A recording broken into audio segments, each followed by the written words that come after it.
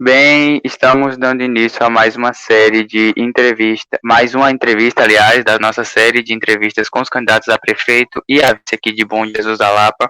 No último podcast nós tivemos o candidato João Magalhães e hoje nós estaremos aqui com o seu vice, o candidato João Bosco, mais conhecido como Bosco ou como Bosquinho, do Partido da Rede Sustentabilidade. Interessante lembrar que Bosco ele era candidato a prefeito, né, individualmente, mas hoje, aliás, na época do registro da candidatura, ele se uniu a João e hoje juntos compõem uma única chapa concorrente à prefeitura de Bom Jesus da Lapa. Bosco, seja bem-vindo ao nosso podcast, ao Manual da Juventude, né? Deixo esse espaço inicial para você se apresentar e já deixo aqui a minha saudação a você. Alô, João, boa tarde. Sara, João, Elsâmara, né? Pois é, meu nome é João Bosco, eu sou natural de Bom Jesus da Lapa, sou engenheiro agrônomo, com especialização em mestrado na área ambiental.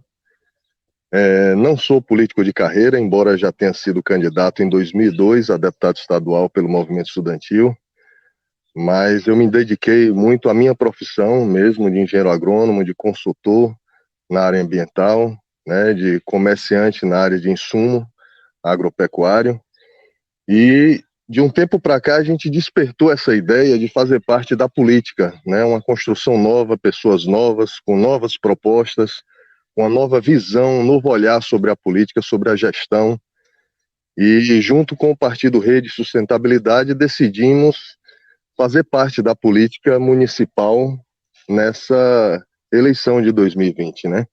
Construímos um partido em Lapa, nomes inclusive para concorrer à Câmara de Vereadores e um nome para concorrer à Prefeitura, que foi escolhido, que foi o meu nome. E já na reta final de definir o registro de candidaturas, nós resolvemos compor com a chapa de João. Na verdade, a gente tentou compor as 3 chapas de oposição, né? Que é a de Moisés, a de João Magalhães e a de João Bosco, mas infelizmente nós não conseguimos compor os 3 e caminhamos juntos, eu e João Magalhães, né? Ficou a dupla João e João aí. Mas a nossa ideia foi justamente reunir ideias e propostas para que a gente possa oferecer o melhor nessa eleição para Bom Jesus da Lapa. O melhor que eu falo é enquanto nomes, enquanto preparo, enquanto projeto de futuro para Bom Jesus da Lapa, porque nós já identificamos que a maior carência da nossa cidade hoje é a geração de emprego e geração de renda. Isso está como base para qualquer civilização progredir em todas as áreas. As famílias precisam ter renda, precisam ter emprego para pagar suas contas, para ter dignidade.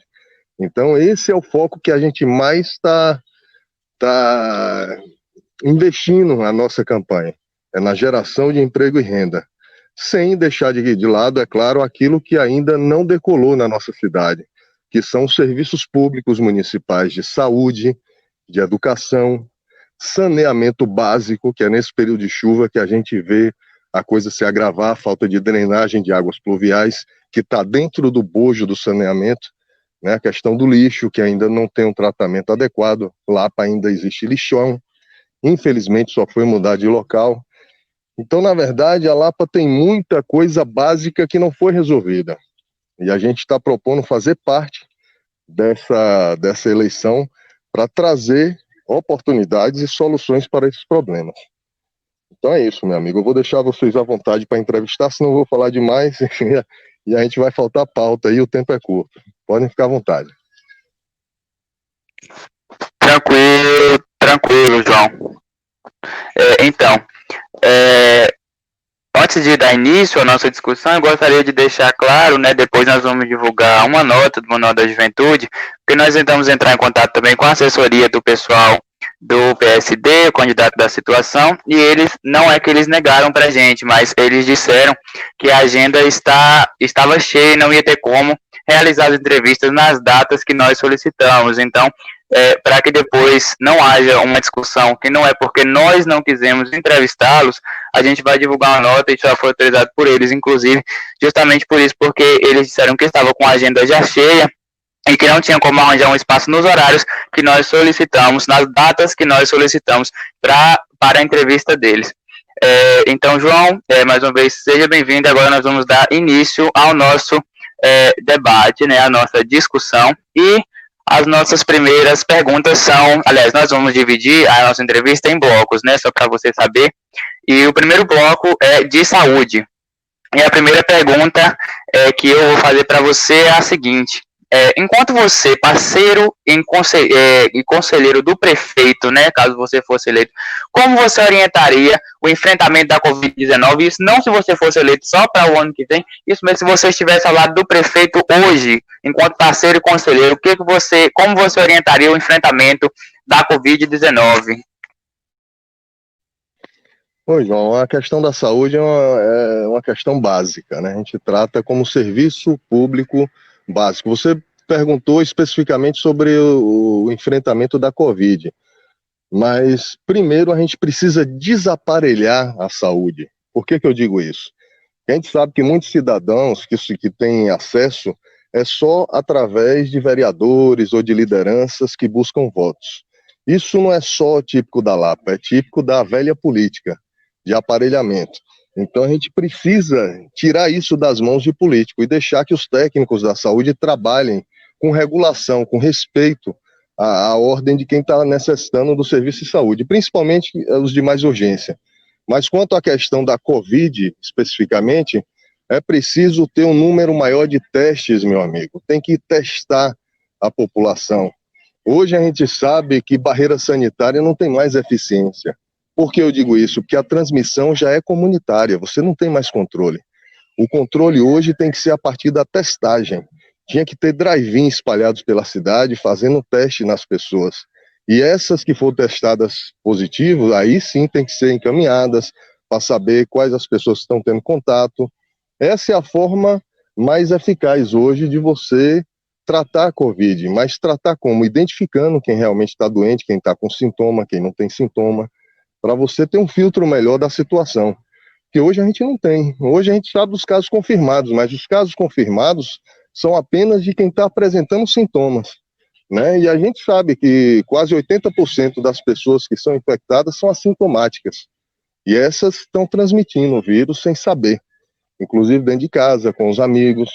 Então os países de primeiro mundo, os países desenvolvidos, eles estão aumentando muito a quantidade de teste, que é para poder tratar ou prevenir que o vírus se espalhe ainda mais. Então, eu acho que esse é o ponto principal de enfrentamento à Covid, é testar a população para ter um raio-x melhor da situação da cidade. Entendo. Então, ainda no mesmo bloco, João, agora, né, no bloco de saúde, a pergunta é de Sara. Sara, por favor, fique à vontade. Acho que Sara caiu.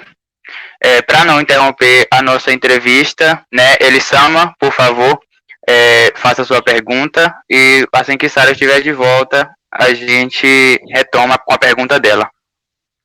Olá, Bosco, tudo bem? Boa tarde. Olá, minha amiga, tudo bem? Boa tarde. Eis a minha pergunta. Nós sabemos da dificuldade enfrentada pelo público da zona rural para ter acesso à saúde.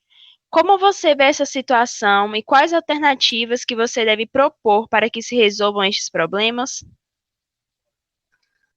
Pois é, minha amiga, a atenção especial que pode ser dada ao pessoal da zona rural é ter uma central de regulação que funcione com eficiência e que tenha postos de saúde nas comunidades da zona rural que são mais chaves, mais próximas a outras pequenas, e que seja respeitado de fato essa ordem cronológica e que não deixe nas mãos de vereadores ou lideranças que consiga esse tipo de serviço só para quem é eleitor do prefeito ou eleitor de fulano. Isso é que a gente tem que acabar, porque quando o prefeito se elege, quando ele senta na cadeira de gestor, ele passa a ser prefeito de quem votou e de quem não votou nele, ele passa a ser prefeito de toda a população. Então, o serviço de saúde oferecido, ele tem que ser obrigatoriamente de qualidade e de igualdade para todos os munícipes ou moradores do nosso município de Lapa. Então, isso é respeito à população. Ter uma central de regulação que dê esse retorno e que respeite a ordem cronológica e de emergência de cada caso. Se a gente começar por aí, eu acho que a dignidade já melhora, né, de respeito às pessoas, e o atendimento também que chega a quem precisa. Esse é um ponto crucial. O outro é aparelhar as unidades de saúde com profissionais que realmente sejam necessários, né? A gente sabe que a zona rural precisa de unidades básicas de saúde. Quando o caso é mais grave, essas pessoas são encaminhadas para a área urbana, para centros mais preparados e aparelhados. Então, quando você trata a saúde de uma forma mais séria, oferecendo um serviço digno para as pessoas, com certeza a resposta vem, né? A resposta que eu digo é de satisfação, é de atendimento prestado. Então, esse é um ponto, é passar a ter respeito pelas pessoas e oferecer o que é de melhor dentro da área de saúde. Espero ter respondido. Respondeu sim, João. E agora, ainda no bloco de saúde, retomamos agora com a pergunta de Sara. Sara, por favor. Boa tarde, João, tudo bem? É um prazer ter você aqui, então vamos lá. Se a privatização do SUS fosse algo real, como você faria para deixar de lado o público mais pobre? Para não deixar de lado o público mais pobre. Olha só, Sara, eu sou radicalmente contra a privatização do SUS. Você, na verdade, você não perguntou a minha opinião, né? Você quer saber como é que eu me portaria diante de uma realidade dessa para que as pessoas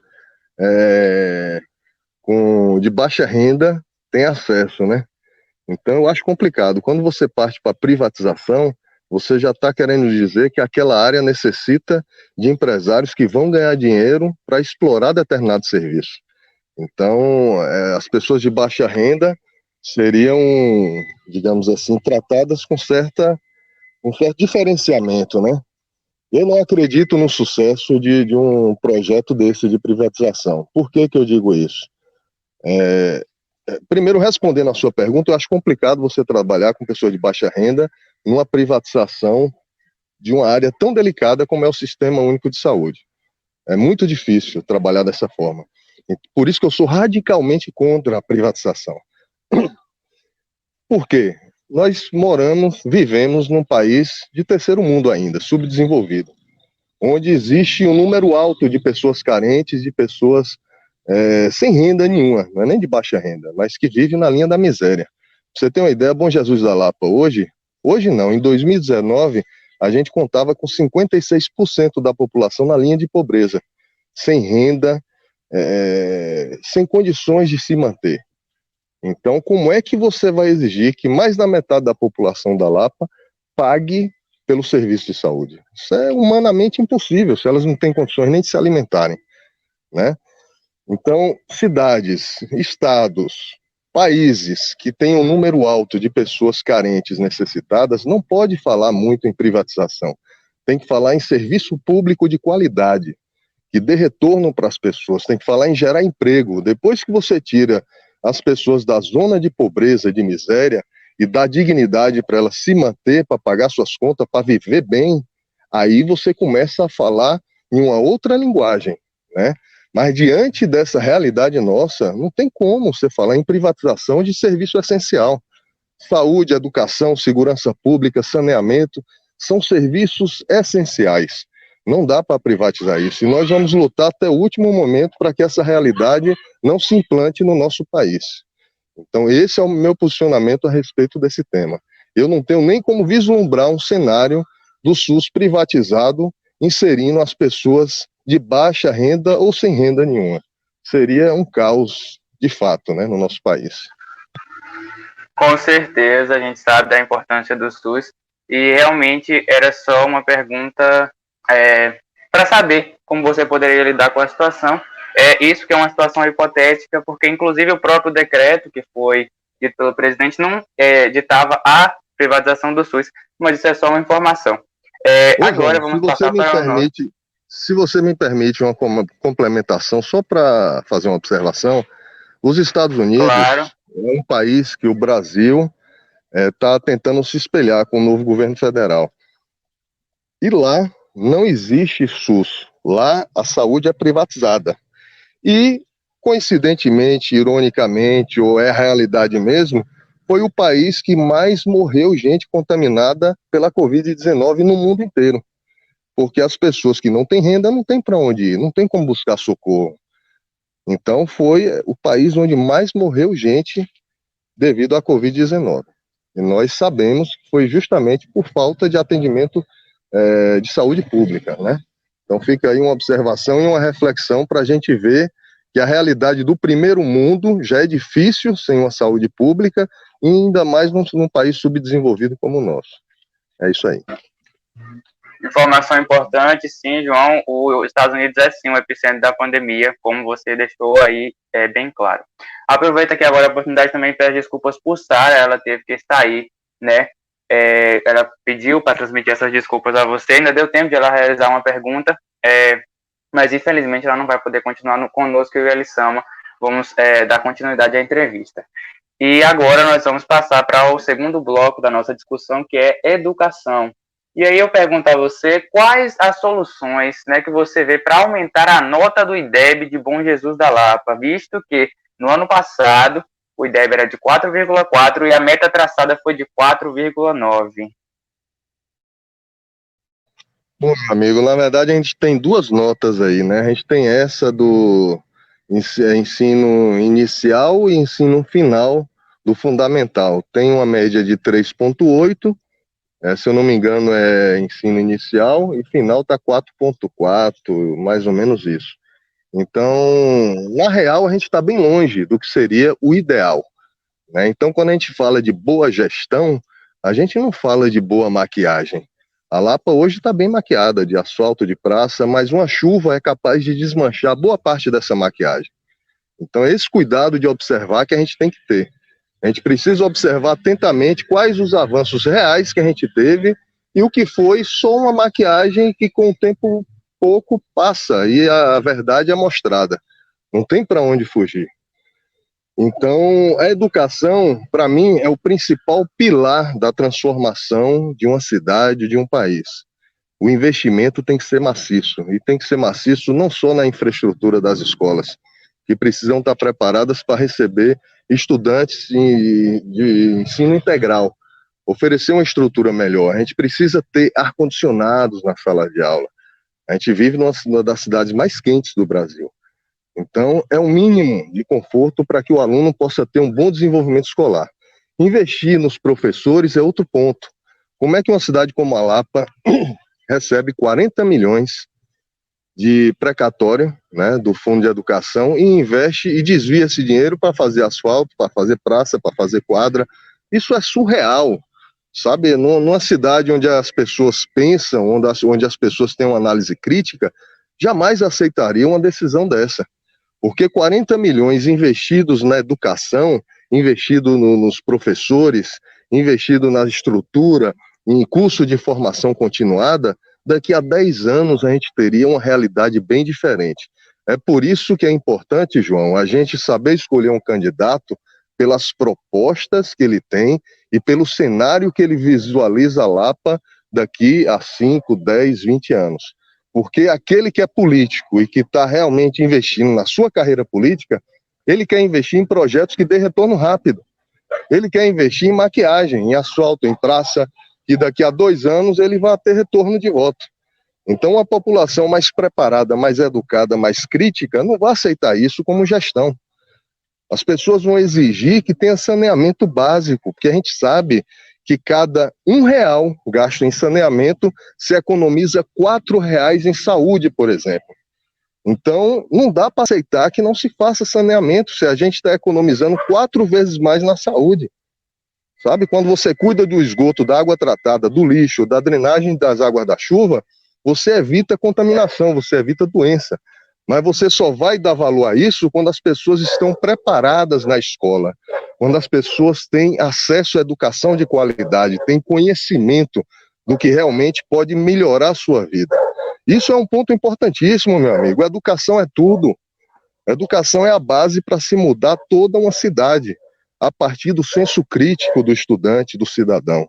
E é isso que a gente precisa despertar na nossa cidade, o senso crítico de saber o que realmente nós queremos para a nossa cidade.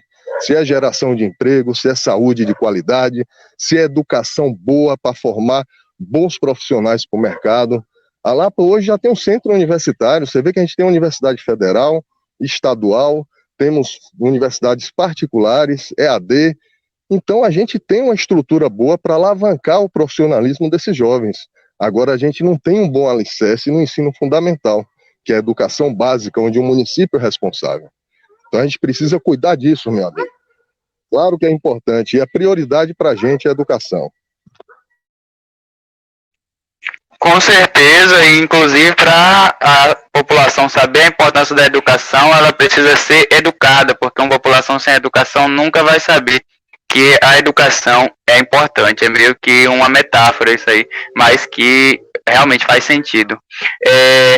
No caso, a Elisama, ela também caiu, que eu acredito que a internet na Lapa, com essas chuvas, está muito instável as conexões, e eu vou dar continuidade à entrevista, ainda no bloco de educação, né? Você citou aí um pouco dessa pergunta, eu acho que não tem necessidade de eu fazê-la, mas se você tiver algo a acrescentar, eu vou deixar ela aqui, né, explícita para você.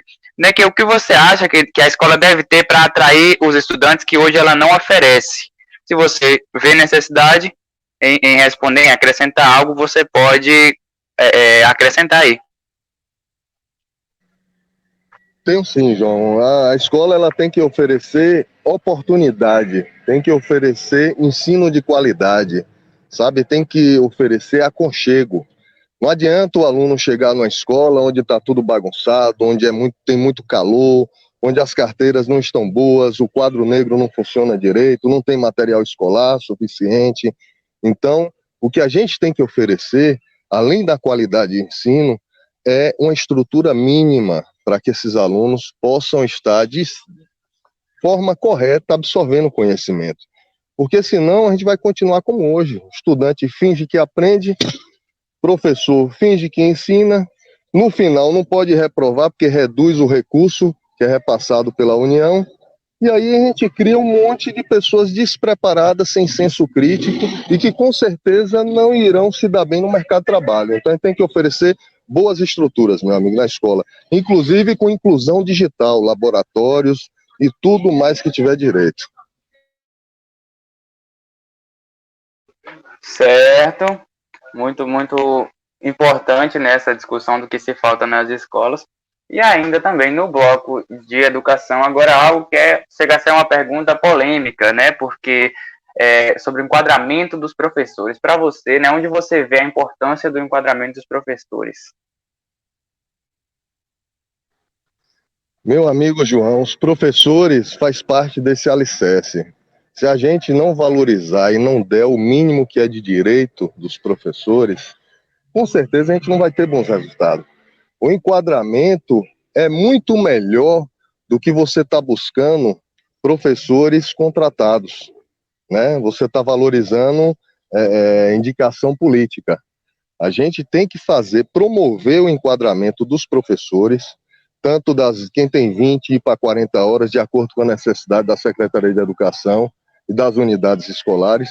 E não só isso, mas a gente tem também, meu amigo, que está buscando os demais direitos que os professores têm, de licença premium, de licença para cursar uma especialização, um mestrado. Eu ouço queixas de professores aí que querem melhorar o seu nível de aprendizado, buscando uma pós-graduação, e não é dado direito, porque muitas vezes o gestor não quer pagar aquele adicional, porque quando você faz uma especialização, um mestrado, você ainda tem direito a um ganho a mais no salário.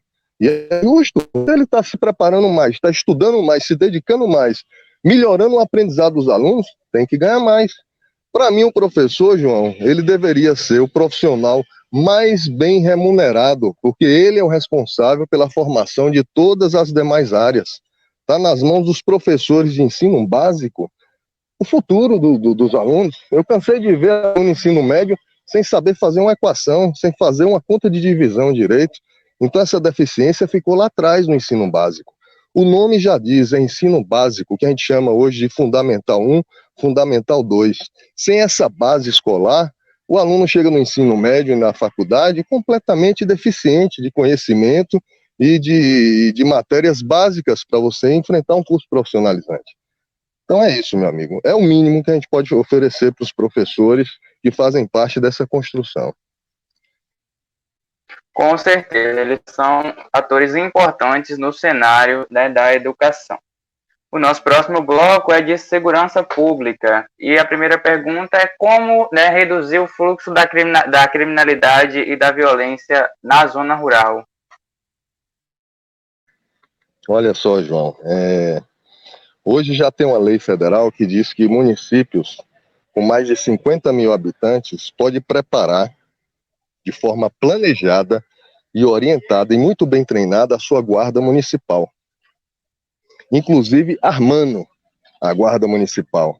Agora, quando você fala em armar uma guarda municipal, tem que ter muita responsabilidade com isso, porque tem que ter um treinamento rigoroso para que eles possam realmente estar assumindo essa função, porque a gente sabe que o serviço de segurança pública é de responsabilidade do Estado, né? Mas o município ele tem como criar uma estrutura mínima para dar esse suporte para a polícia militar, né? E juntos conseguir enfrentar o crime, fazendo um policiamento ostensivo, cuidando da estrutura pública municipal e também cuidando do trânsito. Você vê que nosso trânsito hoje, meu amigo, é bagunçado, né? Muitos prefeitos não querem multar, não querem orientar com medo de perder voto, mas um gestor, quando ele se elege, ele não tem que se preocupar com o seu futuro político, ele tem que se preocupar com a gestão que ele foi eleito para assumir. Então o gestor ele tem que ordenar esse trânsito, tá uma bagunça, para do jeito que quer, toda hora furando sinal, é gente que não sabe dirigir nem motocar, porque não é exigido habilitação, as blitz que são feitas são mínimas, estacionamento tudo errado. Então eu acho que a gente tem muitos problemas na área de segurança pública e que a guarda municipal pode ser um braço muito atuante e eficiente nesse sentido. E a gente sabe que hoje não funciona bem assim, né? Se tornou quase que um cabide de emprego. Então, o que a gente quer é funcionalidade para a guarda municipal e dar dignidade também para esses guardas, que podem ser muito bem preparados para desempenhar um papel muito mais importante e melhor do que eles fazem hoje. Eu acho que nós já podemos encerrar o bloco porque você respondeu já as outras duas perguntas junto aí, que qual era a importância de se ter uma boa organização no trânsito e como dar uma base de trabalho na polícia junto à guarda municipal. Então você já respondeu tudo em uma só. E essas são sim, né, coisas básicas para um bom funcionamento da segurança pública, a começar pelo trânsito, que como você disse aqui, é muito bagunçado. E João ontem, né, na entrevista, ele mesmo disse que talvez a municipalização do trânsito seria uma boa alternativa, e que você disse de eleger a guarda municipal para poder apoiar, né, nessas situações, e respondeu muito bem todas as perguntas em uma só. Partindo agora para o próximo bloco, nós vamos falar agora de assistência social. E nos últimos dias houve uma polêmica muito forte com uma dependente química aqui de Bom Jesus da Lapa, que nós não vamos citar o nome, né, por falta de ética, que inclusive eu não sei nem se na propaganda havia autorização dos familiares, mas diante disso, né, polêmicas à parte, surgiu um grande questionamento e sobre a falta de uma clínica de reabilitação aqui em Bom Jesus da Lapa. E diante disso, eu pergunto a você, qual seria a importância de Bom Jesus da Lapa possuir uma clínica de reabilitação para alcoólatras e dependentes químicos?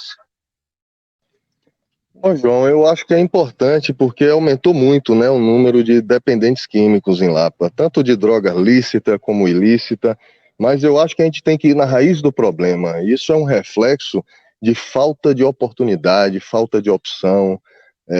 Eu digo isso porque eu tenho 44 anos, João. Eu vivo aqui eu nasci em Lapa.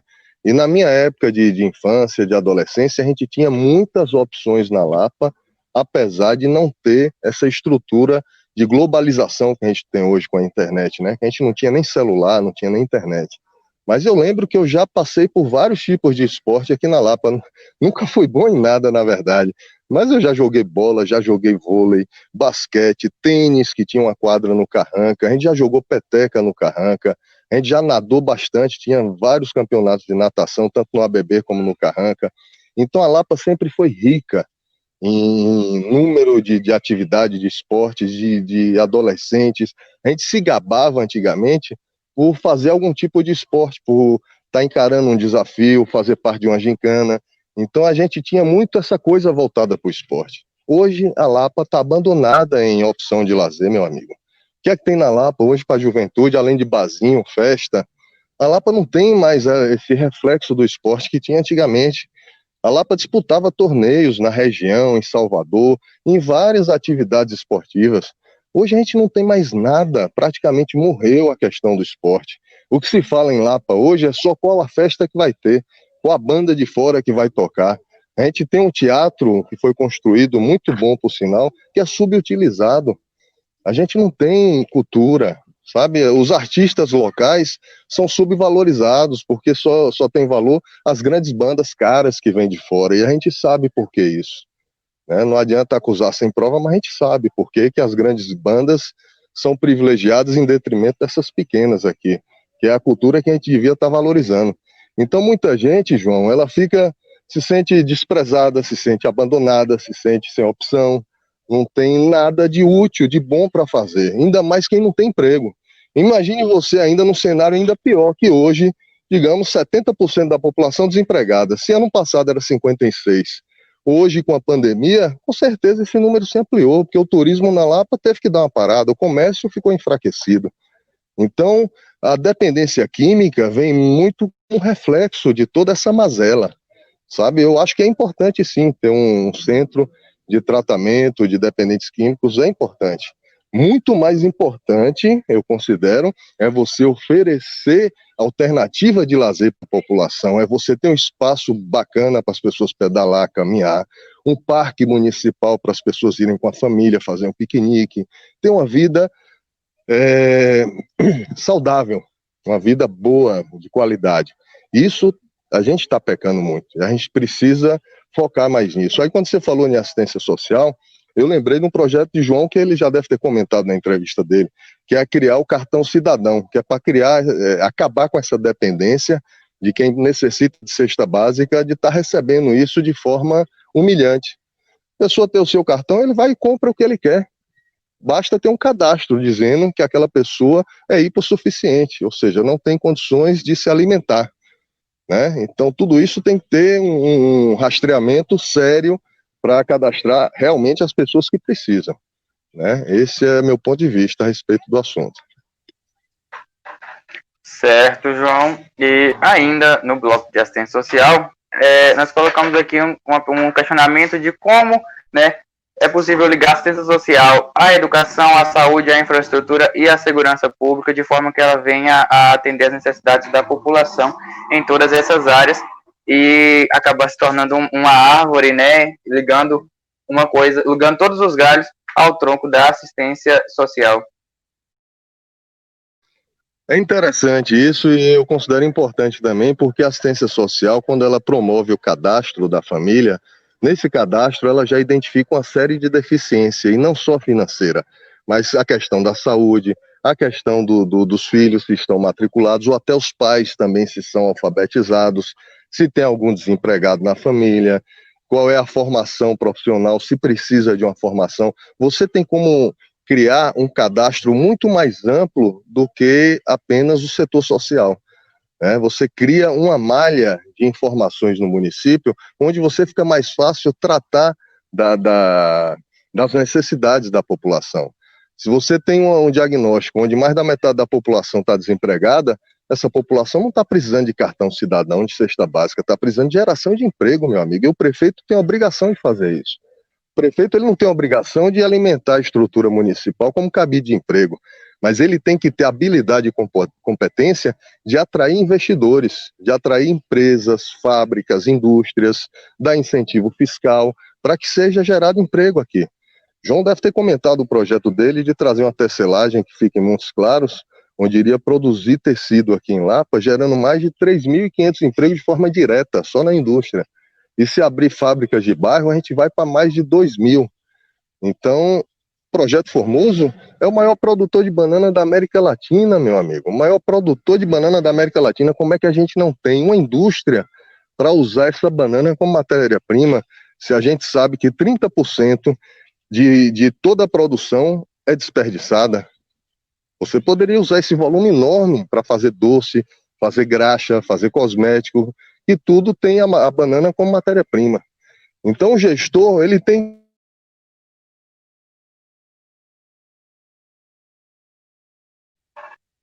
João, cortou um pouco a sua fala. Caiu sua fala aí. Muito mais do que uma visão local.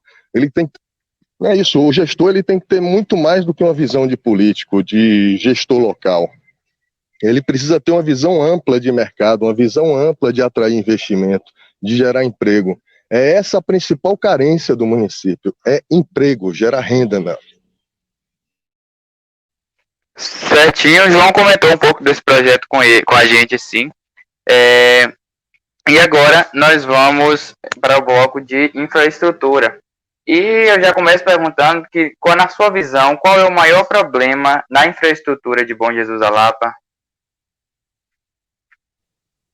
Olha, João, o maior problema que a gente tem hoje de infraestrutura é a falta de saneamento. E quando eu falo de saneamento, meu amigo, eu me refiro aos 4 pilares, que é o tratamento de esgoto, o tratamento de água potável e o seu fornecimento, porque a gente sabe que tem bairros mais afastados da cidade, como Lagoa Grande, Xangri-Lá, que tem deficiência no seu abastecimento, né? Então, a gente sabe que a Lapa ainda tem um lixão, que é inaceitável hoje, que a gente paga quase 600 mil reais aí por mês, só para levar esse lixo lá para o lixão. E a gente sabe que lixo hoje é dinheiro. A gente tem como transformar em energia, como transformar em emprego, ao invés de deixar os catadores de forma desumana lá no lixão, a gente tem como organizar uma indústria para tratar o lixo e criar uma cooperativa para que essas pessoas separem o que é reciclável de forma digna, dentro de um galpão, com EPIs. Isso é seriedade, isso é gestão. Então, em termos de infraestrutura, a gente precisa muito mais do que esse asfalto Sorrisal, do que essas praças que estão aí caríssimas, sabe? A gente precisa de estrutura que dê retorno à população. Vou lhe dar mais um exemplo. Imagine aquele cais de Bom Jesus da Lapa, ali no entorno, no bairro Beira Rio, pegando o Magalhães Neto, passando pelo Beira Rio, passando pela Nova Brasília até chegar na Esplanada. É maior do que o de Juazeiro e Petrolina. Tem uma extensão enorme e a gente virou as costas literalmente para o rio. Imagine um cais ali organizado, todo asfaltado, com barzinho, pista de ciclismo, de pedestre para caminhar, correr, parque para as crianças, outro para fazer exercício dos jovens. Então a gente tem muito a oferecer, muito o que fazer em Lapa. O que a gente tem hoje ainda é pura maquiagem, meu amigo. A infraestrutura de Lapa tem como ser muito melhorada ainda.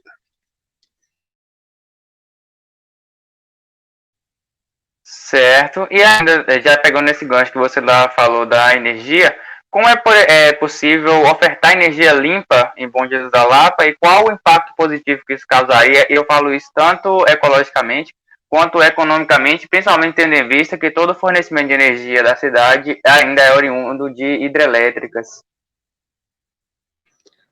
Se você for analisar o pé da letra, João, o que é energia limpa de verdade é o que a gente propõe fazer com o lixo. Porque é você pegar algo que contamina o meio ambiente e transformar em energia. Isso sim é energia 100% limpa. É o que a gente propõe com a usina de geração de energia através do lixo. E o lixo e esgoto, viu?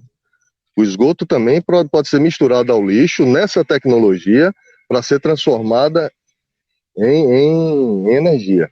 E os catadores ficariam só com aquilo que realmente eles precisam para reciclagem, né? Porque a usina de energia solar, por exemplo, parece limpa a princípio, mas daqui a 30 anos todas essas placas serão jogadas fora, porque é o tempo de validade delas. As placas solares que geram energia só duram 30 anos. E lixo a gente tem todos os dias. Com isso, eu não estou dizendo que não deve gerar energia com placa solar, não estou dizendo isso. É uma boa fonte de energia, apesar de gerar pouco emprego. Vou lhe dar um exemplo bem claro. O Projeto Formoso investiu, ao longo do tempo, 900 milhões para sua instalação. É o número que nós temos da Codevasf. As empresas de energia solar investiram 700 milhões. O Projeto Formoso, hoje, gera mais de 15 mil empregos.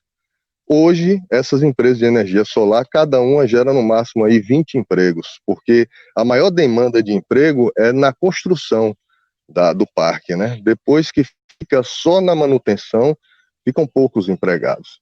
Então isso a gente tem que estar atento. Ah, então não é uma boa? É claro que é uma boa gerar energia solar. É sim. Mas a gente tem que ter esse senso crítico para saber o que é realmente energia limpa. Energia limpa, meu amigo, é você pegar lixo e transformar em energia. Aí sim, você está tirando algo que condena o meio ambiente e transformando em algo positivo, tanto para o meio ambiente como para a gente. Muito bom, né? E é como eu disse, isso é uma coisa que, além de ecológica, gera recursos econômicos, né? Além de ecológicos, recursos também econômicos, diminui o impacto, quase não sai, o impacto no meio ambiente e também acaba acarretando benefícios também na economia, né? E Isso, agora João. E só colocando uma partindo, observação, João, nesses parques fica solares à aí, vontade. que a prefeitura poderia ter feito logo na implantação desses parques, era tentar zerar ao máximo as contas dos prédios públicos. Só que o problema é que a Lapa só usa prédio alugado. A Lapa hoje, com a estrutura que tem, já passou da hora de ter um centro administrativo.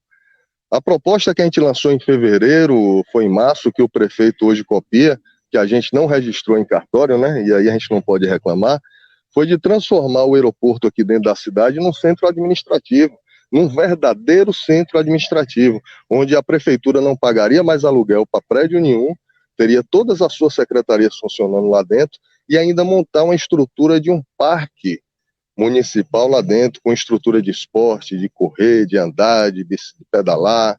Enfim, você tem como trabalhar ali, são mais de 40 hectares.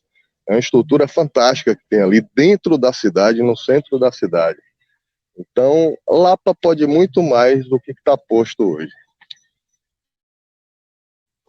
Com certeza, todos os caminhos devem ser aproveitados em busca de melhorar a nossa cidade. E agora, partindo para emprego e renda, né, o nosso bloco de emprego e renda, você já falou um pouquinho dos empregos que vocês pretendem gerar e João também com relação às empresas. Então, eu parto agora para outro ponto, que o concurso ele é importante apesar desses outros empregos, que acabam até sendo temporários. Mas o concurso ele não deixa de ser importante. Quais as áreas, né, em Bom Jesus da Lapa, que você vê a maior necessidade de haver um concurso? Ô, João, aí a gente teria que fazer um estudo mais técnico, né? Mas, grosseiramente, a grosso modo falando, o que eu consigo observar é que muitas áreas hoje ainda precisam de concurso. Você vê, a educação ainda tem muito professor contratado, né? Não dá para contratar professor, tem que abrir concurso, né? Então, essa mania de política eleitoreira para ganhar voto, para criar dependência das pessoas, é que tem que acabar. Abrir concurso e enxugar a máquina. Você vê, a prefeitura da Lapa hoje tem, se eu não me engano, são mais de 3 mil empregos, muitos que não fazem nada, muitos fantasmas, só para poder conseguir voto. Então a gente tem que acabar com isso, enxugar de verdade. Fica apenas os concursados e pouquíssimos cargos políticos de algumas secretarias e da prefeitura, mas pouquíssimos. O que o prefeito tem que fazer é concurso em todas as áreas. É isso que um gestor faz, regulariza todo mundo, enxuga a máquina. Fala assim, ó, prefeitura não é lugar de dar emprego para conseguir voto. Prefeitura é lugar de fazer concurso para colocar pessoas competentes que possam oferecer serviço público municipal de qualidade para seus munícipes. Esse é o ponto. Gerar emprego é com iniciativa privada, meu amigo. Você tem que trazer fábrica, tem que trazer empresa, tem que trazer indústria, tem que trazer essas pessoas para poder gerar emprego na nossa cidade. É isso que a gente precisa, é esse o ponto, entendeu? Gestor não gera emprego na prefeitura, atrai investidores para melhorar a geração de emprego no município. É esse o ponto. Claro, com certeza. Mas o que a gente quis dizer é justamente isso, porque há muitas áreas em Bom Jesus da Lapa que há muito contrato, e ao invés de haver o contrato para ser usado como politicagem, como você bem colocou, é necessário que se faça o concurso e preencha essas vagas. Nosso próximo ponto de discussão é a juventude, né? Chegamos, inclusive, ao ponto mais importante deste diálogo, porque você está no Manual da Juventude, que é um programa de jovens para jovens. Então, eu queria saber de você por que é importante pensar no jovem. Meu amigo, eu ainda me considero jovem, então eu estou pensando nos jovens, estou pensando em mim também, estou pensando nos meus filhos, que eu tenho 4 filhos, 2 jovens e 2 ainda que são crianças, mas a resposta para isso é simples. Os jovens são o futuro nosso, é o futuro do nosso país. Por isso que a gente se preocupa tanto com a educação, que é para criar jovens preparados para o mercado de trabalho, preparados com senso crítico. Só que Lapa hoje tem que oferecer muito mais. Quando eu falei da questão de esporte lá atrás, eu acho que é um fator principal que deve andar junto com a educação. É as opções de esporte. A gente tem que investir em esporte. Isso dá motivação ao jovem, inclusive, para estudar, para participar dos torneios, da disputa. Isso ocupa a mente, isso faz com que ele tenha uma análise crítica melhor das coisas, tenha disciplina. Então, o esporte é fundamental para os jovens. Agora, qual é o outro ponto? Também, além da educação de qualidade, é você gerar emprego de oportunidade para que o jovem possa ganhar experiência. Que as empresas falam muito hoje em contratar pessoas com experiência. Se você não der a primeira chance para o jovem, como é que ele vai ganhar experiência? Então é difícil. É aquela coisa, tio, para você trabalhar, você tem que ter experiência, e para você ter experiência, você tem que trabalhar, né? Fica nessa metáfora aí. Exatamente. Então a gente tem que criar estímulo. Um tempo atrás aí foi criado um incentivo para o jovem aprendiz, né? Tem algumas empresas que têm dedução de imposto, e o município pode trabalhar nessa vertente também, né? Na minha época de adolescente, eu lembro que alguns colegas meus eram selecionados assim para ser office boy do banco. Eu lembro que era um sonho de todo adolescente na minha época, era entrar no banco como office boy, já entrava ganhando um saláriozinho bacana, né? Já tinha uma dignidade de ter seu dinheiro. Então isso é muito bacana, isso já começa a dar responsabilidade e disciplina. Você ganhar o seu dinheiro e saber administrar aquele dinheiro sem antes concluir toda a sua linha de estudo, né? Então eu acho que cada jovem tem seu perfil, e é esse perfil que tem que ser identificado. Tem jovem que quer estudar até terminar um doutorado, e ele tem que ter incentivo para isso. Porque um país onde você cria pesquisadores, investe em pesquisadores, você vai ter um futuro muito mais confortável e diria até mais barato para o país, porque você não está comprando tecnologia externa, você pode estar desenvolvendo muita coisa aqui no país. Então a pesquisa ela é fundamental, investir em pesquisa é algo essencial. E o município pode estar estimulando isso sim, tanto através de seus concursados, como de seus jovens aprendizes. É uma porta aberta sem fronteira. Com certeza, é um debate muito importante a inserção dos jovens, e é exatamente por isso que nós não perguntamos o que vocês pretendem, mas por que é importante? Porque eu acho que hoje na Lapa ninguém ressalta essa importância, já que o jovem ou ele estuda, se tiver oportunidade antes fora, né? O doutor Felipe, que é vice de Moisés, inclusive, na época ele estudou fora, porque na Lapa não havia uma faculdade ainda de Direito, hoje já tem privada também, né? A Faculdade Pitágoras, inclusive, a autora a realizadora do debate de amanhã. E aí por isso que nós falamos do negócio de por que é importante pensar nos jovens. E partindo agora para o segundo ponto desse bloco, é porque é necessário incluir o jovem na política e fazê-lo participar de importantes debates dentro do cenário político do município. Aí, João, aí você tocou num ponto importantíssimo, meu amigo, porque a política que a gente pensa na rede sustentabilidade é a política da renovação. Por que que a gente pensa assim? Porque quando você cria um político muito tempo dentro do sistema, ele acaba criando vícios e laços de interesse pessoal ou de grupo. E aí você começa a atrapalhar e prejudicar o interesse coletivo da sociedade.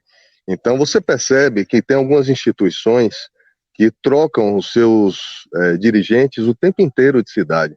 Você vê gerente de banco, desde que eu era criança eu lembro que a gente pegava amizade com alguns filhos de gerente de banco e eles iam embora, passar 2 anos e ir embora. Por quê? Para não criar vício, para não estar favorecendo pessoas, amigos. Delegado do mesmo jeito é sempre transferido, juiz, promotor da mesma forma.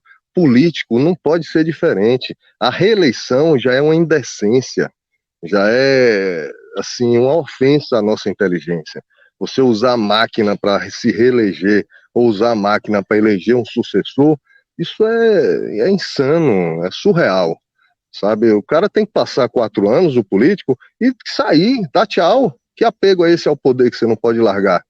Por isso que os jovens têm que ser valorizados nesse processo. Pra você ter uma ideia, João, eu acho que eu já comentei isso com você, a Rede de Sustentabilidade a gente criou em Lapa com o ideal de trazer apenas pessoas de fora do cenário político, não só jovens, até pessoas mais velhas também, mas que nunca tenham sido eleitas, que nunca ocuparam cargo eletivo, né, que é a mesma coisa, mas que possa trazer algo novo para oferecer.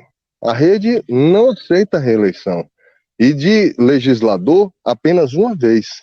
Né? Se o vereador se elegeu, o partido só apoia a sua reeleição uma vez, por entender que a renovação é necessária. E se for pela juventude, 10. Quanto mais cabeça nova pensante, melhor. É disso que nós estamos precisando, meu amigo. Juventude na política e mulheres também. Principalmente mulheres. Eu não sei se você sabe, mas tem uma pesquisa que diz que as cidades onde tem maior número de mulheres na política, o índice de corrupção é menor. Porque a mulher é como jovem, ela é nova no cenário político, então não tem vícios. Eu não estou generalizando todas as mulheres, claro que não são todas, mas na sua maioria são mais sérias do que os homens. Né? Então a gente precisa renovar com jovens e mulheres. Com certeza, a renovação política ela é necessária e eu mesmo também sou contra a reeleição. O cargo político ele não é emprego, né? O político ele não foi eleito para poder ficar lá, arrumou um emprego. Ele não é fonte de renda. O cargo político ele é um cargo, você ganhou um título para você administrar e que para mim não deveria nem haver salário, né? Porque isso ia desestimular pessoas que querem ficar com a política de estarem lá dentro. O nosso próximo debate, ele reflete a cultura, esporte e lazer. Você já disse muito bem sobre os esportes, então eu vou partir agora para a pergunta direta à cultura. Como você enxerga, né, a importância da Sociedade Filarmônica Terplatense hoje para Bom Jesus da Lapa? Ô, João, repete, por favor, essa parte que eu não entendi. Como é que eu vejo... Perdão. Como você enxerga a importância da Sociedade Filarmônica Terplatense, a banda filarmônica aqui de Bom Jesus da Lapa? Como você enxerga a importância dela para a cidade hoje, para a cultura da cidade e para a cidade como um todo? Eu acho que é um privilégio para a gente ter uma filarmônica do porte que nós temos, né, com a estrutura que nós temos. Então, a cultura, meu amigo, como todo, ela precisa ser cuidada e valorizada. Você não pode esquecer e nem deixar um pouco de lado ou minimizar a sua importância. A cultura é algo que tem que estar em visibilidade, tem que estar sendo valorizado o tempo inteiro. Agora, de que forma você pode fazer isso? Uma filarmônica, por exemplo, todos os seus integrantes têm que ter uma estrutura de renda, de equipamento que possa estar dando uma qualidade ao seu trabalho. Se tem fundo para isso, a gente sabe que isso é possível. Não é preciso mexer em recursos de outras áreas. E outra. João, mais uma vez, né, o áudio cortou, não estou te ouvindo. Tem mais de 100 artistas cada amigo. Tivemos o problema de... Voltamos aqui a te ouvir. Então, com a gama de artistas desse que a gente tem no nosso município, a gente tem que criar um calendário anual onde todo... João caiu novamente. Conexão tá um pouco ruim na cidade aqui. E a gente tem que estar preocupado com os artistas locais, João. Criar um calendário para ele, não falta data festiva aqui. Né? A gente tem desde o início do ano aí micareta, tem a questão da Semana Santa, que aí já não é festa de rua, é uma festa mais religiosa, mas tem o São João, Pedro. Com certeza. João, tá me ouvindo? E tem também o período da Romaria. Oi, estou te ouvindo sim. Então, o período da Romaria, só complementando aqui, que para mim, deveria haver, né, um cronograma com os artistas lapenses. E a partir daí eu pego o gancho para a próxima pergunta que você já tinha dito, que é por que é necessário investir e fomentar no trabalho dos artistas da nossa cidade e não somente nos artistas de fora. Isso. que é muito recurso, meu amigo, investido em gente de fora, cara, e que a renda não fica aqui. Né? Imagine 100 músicos tendo renda o ano inteiro, eles não vão levar esse dinheiro para fora, eles vão gastar no nosso comércio, eles vão pagar dívida, eles vão comprar carro, vão comprar, entendeu? Vai aquecer o nosso comércio. Então a gente vai estar valorizando artistas e vai estar valorizando a nossa economia local. Esse é um ponto interessante. Com certeza. E é muito necessário, né? E eu só reiterando aqui uma informação, que a Filarmônica, o gestor atual, ele prometeu uma sede desde o início do seu mandato e até hoje não foi construída. A Filarmônica hoje se encontra aos fundos da Secretaria de Educação. Porém, também nós não podemos dizer que ele deixou desamparado, pois graças a ele a instituição não está na rua. Contudo, não cumpriu ainda com a promessa da sede própria, e além de que ele prometeu uma bolsa de incentivo, o nome que ele mesmo deu ao decreto, na verdade, que seria um valor de R$ 400 para todos os músicos que estivessem frequentes na banda, mas também não cumpriu. Isso foi em setembro do ano passado, né? Importante ressaltar, porque meio que houve uma desvalorização. E a Filarmônica está presente em quase todos os eventos que tem em Bom Jesus da Lapa, religiosos ou não. E até aqui, João, foi perguntada a importância, né, de cada quesito que foi perguntado ao seu candidato a prefeito, porque é interessante haver essa ligação do que vai fazer, por que vai fazer, e principalmente porque você é vice, e a gente sabe que os vices eles também são importantes. Muita gente pensa que não, mas, ou melhor, nem pensa nisso, né, nem imagina a importância do vice, mas se o prefeito for impossibilitado de continuar em exercício no seu cargo, quem assume automaticamente no mesmo momento ou no dia seguinte é o vice. Vocês tiveram aí, como por exemplo, Dilma, houve o impeachment, Michel Temer assumiu a presidência da República. Então é interessante que a gente conheça não só o nosso prefeito, mas também, aliás, não só os nossos candidatos a prefeito, mas também os nossos candidatos a vice, porque você tem que saber quem que vai estar lá disponível para se caso o seu prefeito não puder assumir ou tiver algum problema. E além disso, além das perguntas da entrevista com relação ao plano de governo de vocês, ao que vocês têm para a cidade, a gente lançou um quadro aqui que é quais são suas opiniões, né? E nós queremos conhecer as opiniões de vocês acerca de alguns assuntos. Você disse, né, a primeira era sobre o SUS. Você já disse que você é contra e você já falou um pouquinho. Então esse a gente corta. E agora a gente quer saber qual é a sua relação, né, com a sua opinião, aliás, com relação aos governos do Estado e do Brasil, o representado por Rui Costa, né, o governador da Bahia, e Jair Bolsonaro, o presidente da República. Qual é a sua postura, a sua opinião em relação a esses governos? Acho que houve um probleminha. Isso, mas agora você está me ouvindo? Opa, Bosco. Agora você me ouve? Ouço. Você tá me ouvindo? Você me ouviu? Eu parei na parte que você disse que queria saber minha opinião sobre alguns temas. Aí eu não ouvi mais. Pronto. Então, novamente, a gente pede desculpa aos ouvintes, porque a tecnologia ela é maravilhosa, mas algo feito pelo homem, o ser humano é falho.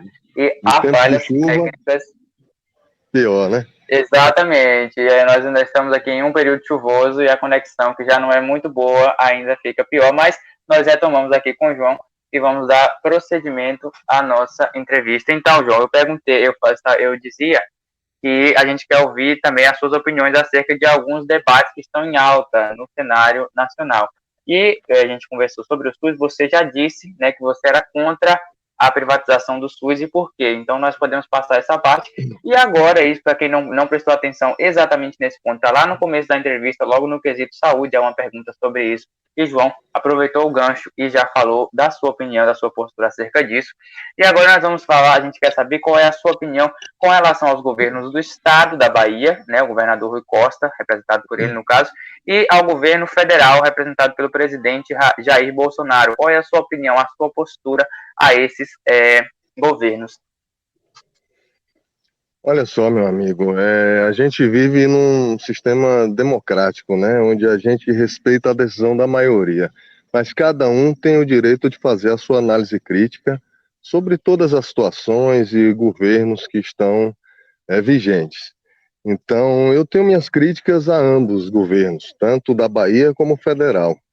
né? O governo da Bahia, eu acho que ele peca muito na questão dos servidores, na questão do governo de coalizão, que aí deixa muito a desejar com pequenas lideranças, pequenos municípios, grandes necessidades que nós temos, que acabam ficando na mão de lideranças ligadas a governos, né? Então eu acho que pode ser melhorado bastante. É como eu lhe falei, quanto se mais demora no poder, pior vai ficando a situação, né? E a gente sabe aí que o governo já tem 8 mais 8, são 16 anos do mesmo partido governando o Estado. Quanto Aí eu vou fazer uma analogia para a gente entender por que é tão bom a concorrência, inclusive na política. Você vê que o prefeito de Salvador é adversário político do governador da Bahia, né? O prefeito de Salvador é do DEM, o governador da Bahia é do PT. Mas quem ganhou com essa disputa eleitoral foi o povo de Salvador. Né? Salvador hoje foi muito beneficiada por ambos os governos, tanto municipal como estadual, por conta da disputa eleitoral, para ver quem vai ganhar a política no município. Não é pelo melhor para Salvador, é para ver quem vai ficar com o poder de administrar a capital da Bahia. E com isso, Salvador ganhou uma série de obras. Salvador mudou completamente, tanto no subúrbio como em áreas turísticas. Salvador avançou bastante. Então a gente tem que estar sempre em mente, João, a questão da concorrência, sabe? Você vê que na iniciativa privada é importante a concorrência para melhorar a qualidade dos produtos, para melhorar preço, e na política da mesma forma. Imagine se fosse o mesmo partido governando a capital, governando o estado e governando o país. Não há concorrência, está tudo na mão deles, entendeu? Então a coisa não fica saudável para a coletividade, para a população. É nisso que a gente precisa pensar e amadurecer. Quanto ao governo federal, o marco do saneamento foi algo bacana. Gostei do marco do saneamento. Agora, a negação quanto à aprovação dos precatórios da educação, eu achei um absurdo. Então, sempre há algo para você concordar e discordar. Eu acho que tem muito o que avançar. Por exemplo, o governo federal, o governo Bolsonaro, quando ele ganhou, antes de ganhar, aliás, ele falava que era contra a reeleição. De repente, mudou de ideia, já está trabalhando reeleição muito antes do período eleitoral. Então, quando a disputa é pelo poder, meu amigo, a coisa fica difícil e a população perde e muito com isso. Então, a gente tem que estar sempre pensando, João, em eleger políticos que são realmente gestores e não políticos de carteirinha. Esse é um risco grande que a gente corre, porque aí a sede passa a ser pelo poder e não em fazer gestão. Com certeza, né? E é como você disse, há sempre pontos a acreditar, a criticar e a concordar. Eu, por exemplo, critico o governo no enfrentamento à pandemia, critico no enfrentamento o próprio o Ministério do Meio Ambiente, perdão, o Ministério do Meio Ambiente em si, eu critico quase todas as ações. E inclusive a próxima pergunta é sobre isso, né? Sobre as queimadas que estão em evidência no momento, principalmente sobre a opinião do presidente Jair Bolsonaro, que disse na conferência da ONU que a culpa das queimadas, né, que as queimadas eram causadas pelos índios e outros absurdos, mas vamos colocar em evidência aqui a parte de meio ambiente por volta das queimadas, principalmente agora no Pantanal. Eu gostaria de saber a sua opinião sobre isso.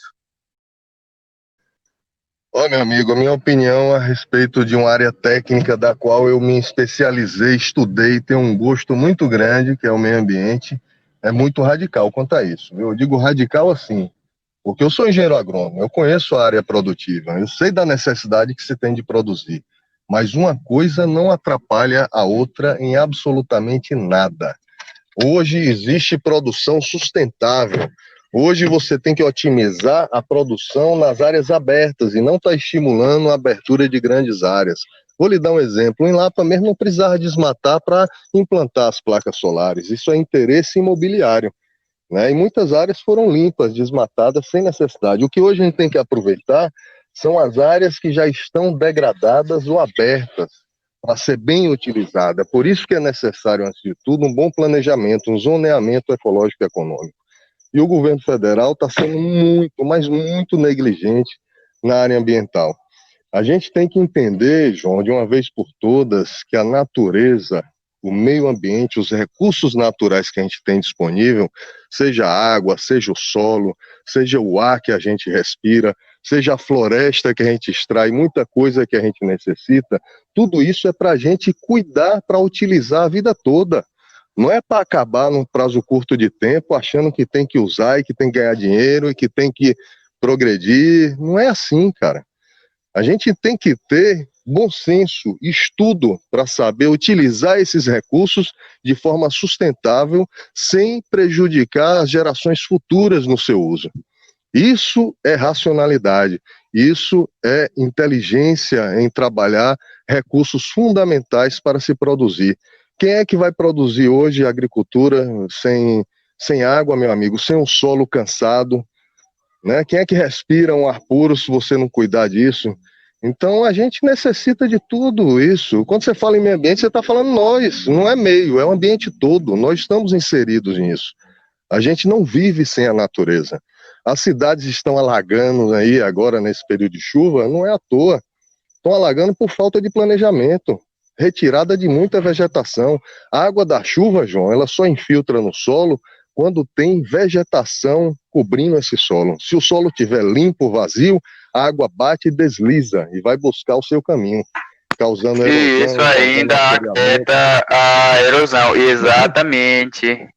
Exatamente. Então a floresta, ela está ligada diretamente, eu já estudei muito o Código Florestal, fiz trabalho em cima dele, e ele é chamado pela área técnica de Código da Água e não Código Florestal, porque a floresta está ligada diretamente à produção de água. A água da chuva, quando cai, ela precisa infiltrar no solo, porque os rios subterrâneos é que alimentam os rios superficiais, que facilita a evaporação e o ciclo da água se completa assim. Se a gente retira tudo que é floresta, a gente vai morrer por falta de água e de chuva. Isso é fato, isso é ciência. E contra a ciência não há argumento. Com certeza, João. Nós estamos agora são 18h43. Eu tenho mais duas perguntas para fazer a você. Vou pedir que você seja um pouco breve para nós conseguirmos terminar antes das 19. Apesar que você não está se alongando muito. E se continuar nos ritmos das perguntas, vamos conseguir terminar muito antes, mas só para não nós nos alongarmos demais, porque a entrevista já está um pouquinho grande. A minha próxima pergunta é que o líder do governo na Câmara, né, o deputado Ricardo Barros, levou ao presidente Rodrigo Maia um projeto de convocar uma nova Assembleia Constituinte. Você acha que a Carta Magna de 1988 ela deve ser substituída? Absolutamente, meu amigo. Eu acho que a gente não está no momento para pensar em substituir a nossa Constituição Federal. Eu acho que é até uma piada se falar nisso no momento desse que a gente está vivendo, sabe? O que a gente precisa é fazer cumprir os direitos e deveres que lá estão escritos, sabe? Os políticos ainda não estão cumprindo nem com o que foi acordado há 32 anos atrás. Como é que já estão pensando em mudar algo que ainda nem foi colocado em prática? É tentar desviar o foco, é tentar dizer que a democracia não está funcionando a contento, que precisam empoderar mais os dirigentes, aqueles que estão sendo eleitos. É um jogo muito perigoso, meu amigo, muito arriscado. Eu acho que primeiro a gente tem que investir na qualidade dos serviços públicos em geral, é investir na geração de emprego, é tornar a população independente financeiramente e bem trabalhada educacionalmente, sabe? Com informação, com conhecimento. Que aí você empodera as pessoas com conhecimento, com algo que ninguém consegue tirar e de um senso crítico que vai fazer parte da vida toda e ser levado em todas as áreas. Então o Brasil não está precisando mexer na sua Constituição agora. A gente está precisando é fazer valer os nossos direitos e os deveres dos políticos que já têm muito privilégio e pouco comprometimento com a população. Com certeza, muitos pontos da Constituição que ainda ficam vagos, né? Muitos que já foram corrigidos também, há muitas PECs, né, propostas de emenda, e outros que já foram anulados, já foram feitos, outra Constituição já foi bastante mexida. E aí o Brasil está dividido, né, entre os debates, no debate de quem quer e quem não quer uma nova Constituição, né? E o presidente, como eu disse, o líder da Câmara levou esse projeto até o presidente da Câmara, o deputado Rodrigo Maia. E para finalizar, né, eu quero saber se você acredita que há uma politização da vacina entre João Dória, né, o governador de São Paulo, e Jair Bolsonaro, o presidente da República. Olha, João, eu acho que essa politização está bem clara, e eu acho que só quem perde com isso são os brasileiros, porque está todo mundo doido para se livrar dessa pandemia, todo mundo doido para ver uma vacina realmente funcionando de fato, para que a gente possa trabalhar, estudar de forma, voltar a uma certa normalidade, porque o que era antes nunca mais vai ser, né? Eu espero que a gente volte a ter essa tranquilidade, mas até a vacina que foi anunciada para março do ano que vem, imunizar a grande maioria dos brasileiros, a gente ainda tem muito chão pela frente, né? Então a gente precisa parar com essa disputa política e realmente pensar na população e investir na pesquisa. É isso que a gente tem que fazer, meu cara, investir na pesquisa do que já está sendo desenvolvido, para que a gente tenha algo realmente que funcione e que possa dar uma tranquilidade maior para todos nós.